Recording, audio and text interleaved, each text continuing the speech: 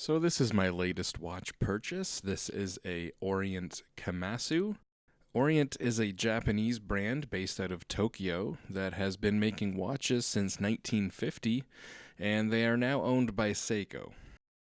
This is now the most expensive watch that I own.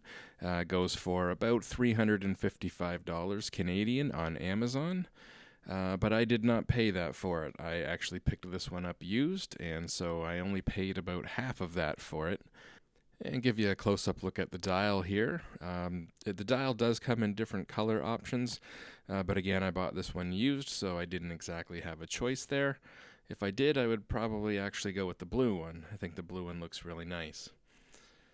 But again, I did pay about half price for this, and I got an extra band included. So it came on the stock metal bracelet, and it also came with an extra, this is a Barton brand black rubber band. It's got the integrated quick release spring bars. And I actually prefer it on these, I think. I do wear this watch every day. I've been wearing it to work every day for the last 2 weeks. And I feel like it suits the watch a little bit more.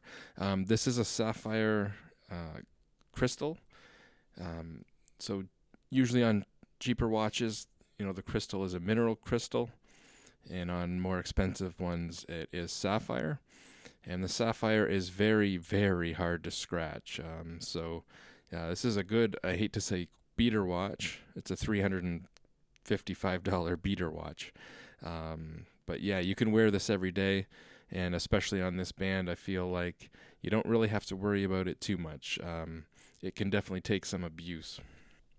Despite the fact that Orient is owned by Seiko, they are not using a Seiko movement. This is Orient's own Japanese-made movement. It is hackable and hand-windable. It also seems to have a pretty good power reserve. I don't know what the official specs are, but I can tell you that I didn't wear this watch for 2 days in a row, and I was quite surprised when I came back to it on the third day, and it was actually still chugging along. It's got a screw-down crown. This is a true, dive watch. It's 200-meter water resistant with a screw-down crown. It's got the screw-down case back with this, logos etched in the back. It's, I guess, 2 dolphins, so that's kind of different. The case diameter, I think, is about 42 millimeters. And the band lug width is 22 millimeters. It is a unidirectional rotating bezel. It's a 120 click bezel. It's got a nice amount of resistance to it, not a lot of play. It's fairly easy to get lined up at the 12 o'clock position. My initial impressions on the lume were mixed. It's not as bright as some of my Seikos are. At first, like the Seikos are really impressive when you come inside from direct sunlight into a dark room, and they're initially very bright. This maybe isn't initially as bright as the Seikos are, but I think it lasts longer. I did fall asleep with this watch on one night, and I woke up 3 hours later. It was like the middle of the night, and it was still fairly bright 3 hours later.